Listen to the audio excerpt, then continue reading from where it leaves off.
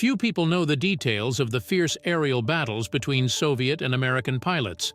Starting from 1944, there were many such encounters. Part 1. November 1944. A group of USAAF planes is returning to their base in Otranto, Italy, after bombing the last Nazi oil fields in Hungary. The formation includes B-25 Mitchell medium bombers escorted by P-38 Lightning heavy fighters.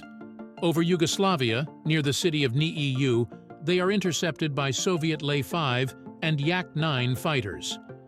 Today, we may never know why the pilots of both nations failed to recognize the silhouettes of their allies' aircraft.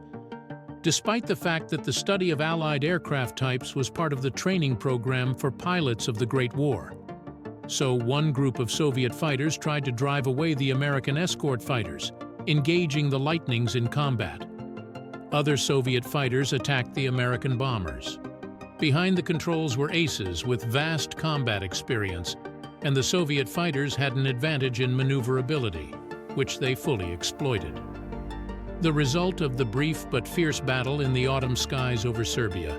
Soviet aces shot down 2 B-25 Mitchells and 5 Lightning fighters.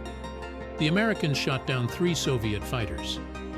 The Soviet side promptly acknowledged the mistake and sent official apologies to the USAAF command.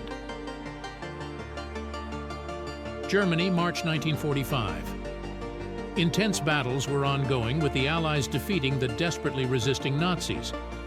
Near the city of Kydstrin, Soviet Yak-3 fighters were returning from a combat mission to their airfield. German fighters had long become a rarity in the war-torn skies, and the days of Nazi air superiority were over. Thus, the Russian pilots were somewhat relaxed, with only a few kilometers left to their base. Suddenly, American Mustang fighters emerged from the low clouds and opened fire with cannons and machine guns at close range. A chaotic yet fierce dogfight ensued. A dogfight, as the pilots of that war called it. By the time the combat pilots on both sides realized they were not facing the enemy and ceased firing, 6 Soviet fighters and 2 American planes were burning on the ground. 2 weeks later, the Russians, if it can be said, took revenge. 3-time hero of the Soviet Union, ace with numerous confirmed victories, Ivan Kozhedub, shot down 2 American Mustangs in the same area of Germany. He later admitted that in the heat of the battle, he did not immediately recognize the white stars on the U.S. planes, mistaking them for German Focke-Wulfs. He only realized they were American aircraft when the second Mustang was falling, burning. The pilot of one of the Mustangs, a burly African-American, when asked by a Russian officer on the ground if he saw who shot him down, replied, "A Messerschmitt with a red nose." Indeed, the Yak-3 and the Messerschmitt 109 looked similar. A Russian ace, disheartened by the incident, was whispered by a familiar officer, "Don't tell anyone about this, and count these as victories for the future war." This battle took place after the war had officially ended, on March 15, 1953. And the pilots of the 2 MiG-15S were not Russians, but Czechs. They engaged in combat with 2 American F-86 F-Sabre fighter bombers. At that time, these were the latest aircraft for both the USSR and the USA.